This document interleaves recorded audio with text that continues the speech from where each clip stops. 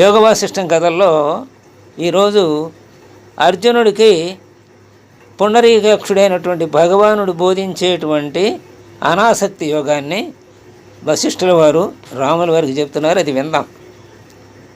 అర్జునుని కథ అదే భగవద్గీత అని కూడా ఇక్కడ చెప్పాడు. వశిష్ఠుల వారు ఇలా అంటున్నారు: భగవంతుడైన యముడు ప్రాణుల్ని ఎక్కువగా హింసిస్తూ పశ్చాత్తాపంతో పాప పరిహారం కోసం అప్పుడప్పుడు తపస్సు చేస్తూ ఉంటాడు. ఒకప్పుడు 8 ఏండ్లు, మరొకప్పుడు 10 ఏండ్లు, ఇంకొకప్పుడు 12 ఏండ్లు, లేక 5 అంటే 5 ఏళ్ళు, 15 ఏళ్ళు, 16 ఏళ్ళు, ఇలా రకరకాలుగా ఆయన ఒక్కొక్కసారి ఆ పాప పరిహారార్థం పశ్చాత్తాపం చెంది యముడు మరి రోజు చేసేది హింసే కదా, యమలోకంలో అందరినీ హింసలు పెడుతుంటారు కదా, అందుకని ఆయనే పశ్చాత్తాపం చెంది అప్పుడప్పుడు ఇలా తపస్సులు చేస్తుంటాడు. 5 ఏళ్ళు ఒకసారి, 7 ఏళ్ళు ఒకసారి, అలా రకరకాలుగా 8 ఏళ్ళు ఒకసారి. ఆ సమయంలో యముడు మరి తన పనులు నిర్వర్తించడు కదా, ఉదాసీనుడై ఉంటాడు కదా, అందుచేత అప్పుడు జగత్తులో ప్రాణి మరణాలు ఉండవు. అందువల్ల భూమండలం బహువిధ జీవులతో కిక్కిరిసిపోతుంది. మరి చనిపోయేవారు లేకపోతే అంతే కదా. పిదప భూభారాన్ని తగ్గించటం కోసం దేవతలు నానా ఉపాయాలు పన్నుతారు. ఈ విధంగా కొన్ని వేల మార్లు జరిగింది. మరి అనంతమైన సృష్టి కదా ఇది.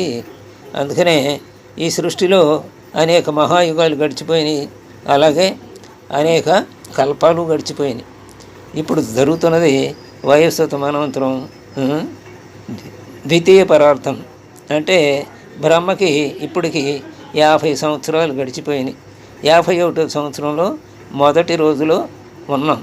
ఆ మొదటి రోజు ఎంత అయ్యా అంటే ఆయనకి 824 కోట్ల సంవత్సరాలు. అందులో 432 కోట్ల సంవత్సరాలు పగలు. ఆ 432 కోట్లు సంవత్సరాలు అంటే 1000 మహాయుగాలు, అంటే 4000 యుగాలు అన్నమాట. అందులో ఇప్పుడు గడిచినవి ఏంటంటే 27 మహాయుగాలు గడిచి 28వ మహాయుగంలో కృత ద్వాపర యుగాలు గడిచినాయి. ఇప్పుడు కలియుగంలో మనం. ఆ కలియుగంలో కూడా ఇప్పుడు ఇది 28వ కలియుగం. ఈ కల్పంలో ఇది ఇప్పుడు ఈ కలియుగంలో కూడా మళ్ళీ 4,32,000 సంవత్సరాలు దీని ప్రమాణం అయితే ఇందులో కేవలం 5,126 సంవత్సరం గడుస్తోంది. ఇంకా రేపు సంవత్సరాలు వస్తే 5,127 సంవత్సరం వస్తుందన్నమాట. ఇది ఇంత పెద్దది కాబట్టి ఈ అనంతమైన కాలంలో ఇలా కొన్ని వేల సార్లు యముడు తన పాప పరిహారార్థం కోసం పశ్చాత్తాపం చెంది అనేక వేల సార్లు తపస్సులు చేశాడన్నమాట. అలా జరిగింది. ఇప్పుడున్న సూర్యపుత్రుడైన యముడు కొన్ని యుగాల తర్వాత 12 సంవత్సరాల పాటు తపస్సు చేయబోతున్నాడు. అది అంటే వశిష్ఠుల వారు ఎప్పుడు చెప్పాడు రాముల వారికి? త్రేతాయుగంలో చెప్పాడు. మరి ఇప్పుడు ఈ భారతయుద్ధం జరిగేది ఎప్పుడు? ద్వాపరయుగం చివరిలో. అది అంటే కృతయుగం 12,96,000 సంవత్సరాలు ఉంటుంది. ఆ కృతయుగంలో కొంతకాలం అయిన తర్వాత రాముల వారు జన్మించాడు.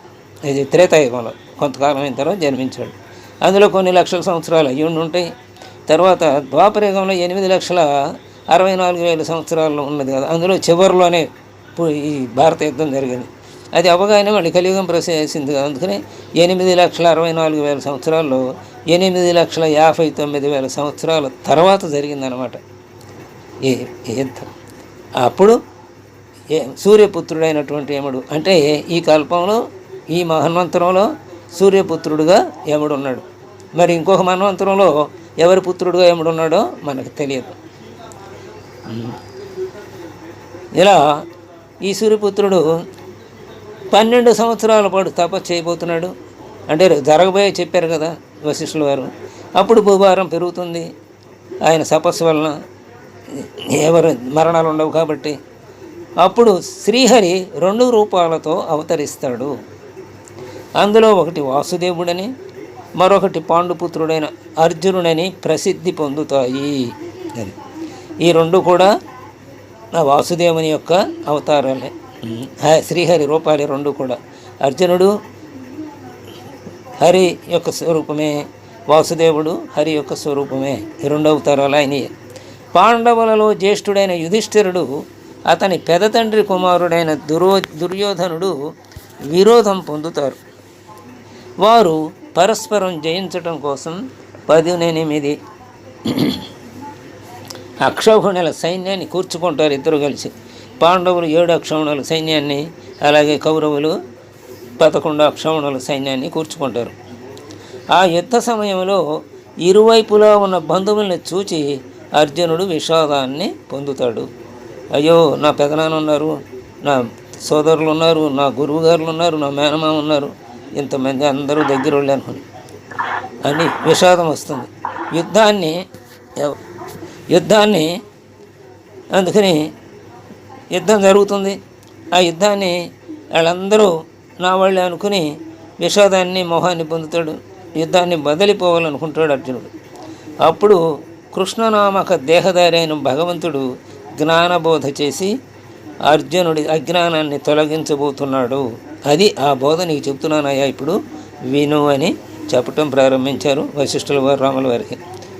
ఏమంటున్నాడంటే, భగవానుడు ఏం చెప్తున్నాడంటే అర్జునుడితోటి, నజాయతే మ్రియతే మా కదా చిన్నాయం భూత్వా భవిత వానభూయ అజో నిత్య శాశ్వతోయం పురాణో నహన్యతో హన్యమానే శరీరాన్ని మనం 2వ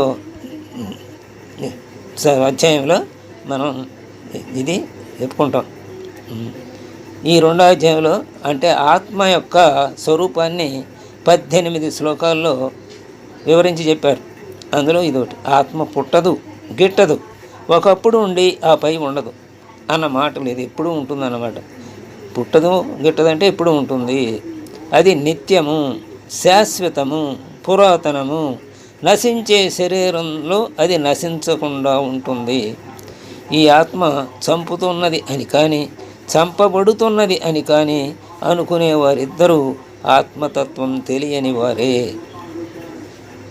అది చంపదు, చంపబడదు, అనంతం, ఏకం, సత్స్వరూపం.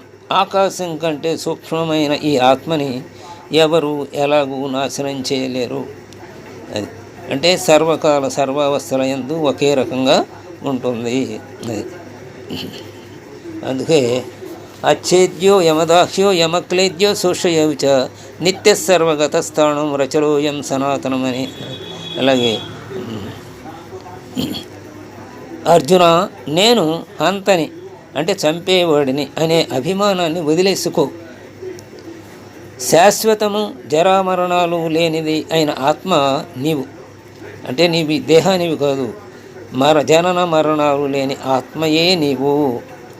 నేను చేస్తున్నాను అనే అహంకారం ఎవనికి లేదు, ఎవని బుద్ధికి విషయాలు అంటుకోవో అతడు ఈ జగత్తులోని ప్రాణులందరినీ చంపినా చంపటం లేదు.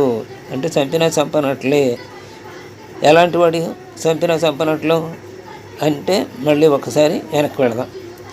అహంకారం ఎవరికి లేదో, ఎవని బుద్ధికి విషయాలు అంటవో అతడు ఈ జగత్తులోని ప్రాణాలన్నిటిని చంపినా చంపనట్లే. అంటే అతనికి ఆ పాపం అంటదన్నమాట, బంధం లేదు. అందుకే నిష్కామ కర్మ చేయమన్నారు.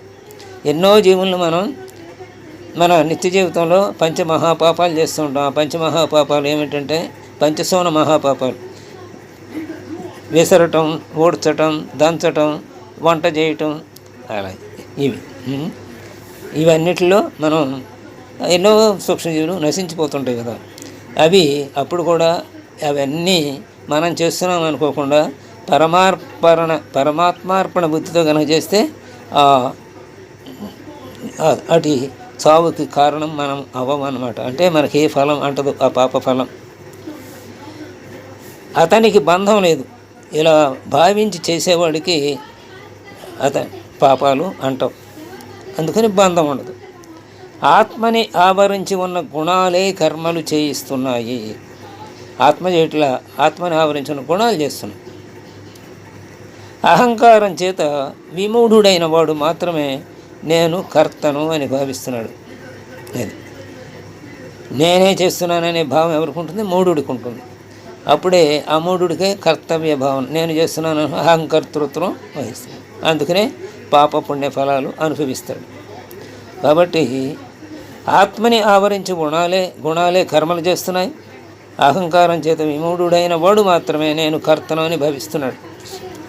కన్నులు కన్నులు చూస్తూ ఉంటాయి, చెవులు వింటూ ఉంటాయి, త్వగేంద్రియం అంటే చర్మం స్పర్శిస్తూ ఉంటుంది, రుచి రసనం నాలిక రుచి చూస్తూ ఉంటుంది. కానీ వీడితో నీకేంటి సంబంధం?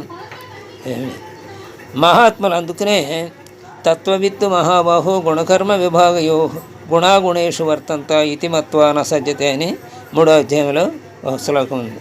అంటే తత్వము తెలిసిన వ్యక్తి, అంటే తత్వము తెలిసిన వ్యక్తి ఇంద్రియ గుణములు ఎందు వర్తించుచున్నవని, తాను ఆత్మస్వరూపుడనని, వాటితో తనకు సంబంధం లేదని అతను అకర్తృత్వాన్ని పొందుతాడు, కర్తృత్వ భావాన్ని త్యజిస్తాడనమాట. ఇంద్రియాలు వాటి పని చేసుకుంటున్నాను, నేను సాక్షిభూతుడిగా వాటిని చూస్తూ ఉన్నాను అనుకోవాలన్నమాట. అది కాబట్టి ఇవన్నీ ఇంద్రియ గుణాల్లో వర్తిస్తూ ఉంటాయి, అయినా మనకేమీ సంబంధం లేదు. మహాత్ముల అంతఃకరణమే పనులు చేస్తుంది, ఆత్మకి ఏ సంబంధము లేదు. మన అంతఃకరణమే పనులు చేస్తుంది. అంతఃకరణము అంటే సంకల్పం, అంటే పరమాత్మే సంకల్పం వల్ల జీవుడిగా దిగి వచ్చాడు. ఆ జీవే అదే చేతన శరీరం అన్నాం, అదే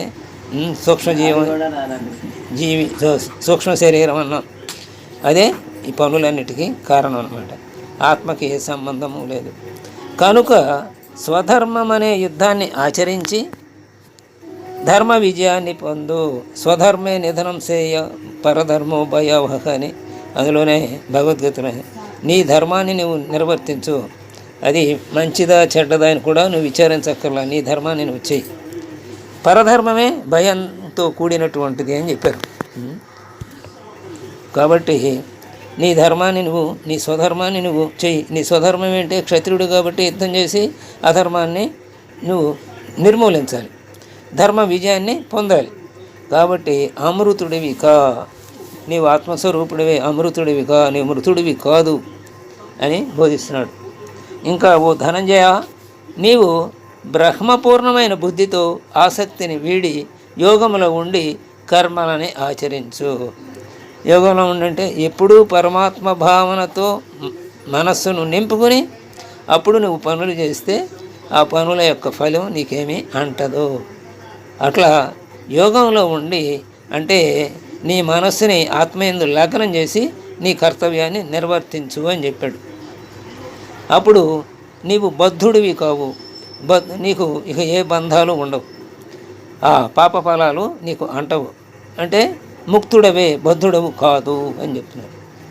లేదా ఈశ్వరుడికి సర్వకర్మల్ని సమర్పించి ఈశ్వరాత్ముడివి నిరామయుడివి కా. ఎప్పుడైతే మనం సంకల్పం చేస్తామో సర్వకర్మల్ని ఈశ్వరుడికి సమర్పించి అప్పుడు ఈశ్వరాత్ముడివే అవుతాం మనం.